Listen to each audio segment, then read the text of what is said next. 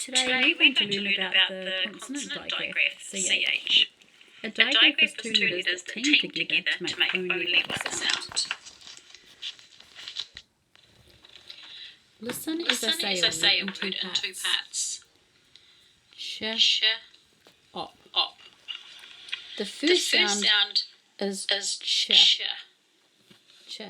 The ending letters are op. When I put them together, I get the word shop. So the first sound of this word is CH and it makes a ch sound. This is a picture of some cheese. The word cheese begins with the sound ch. Okay, this is the letter C and this is the letter H. And this, so that we know that so when these two letters are teamed up together, they make the sound ch. The rest of the word is the sound is ease. So together we have ease, cheese. Let's have a look also at these words. These are chips. So we've got ips. It starts with a ch sound. Here we have children.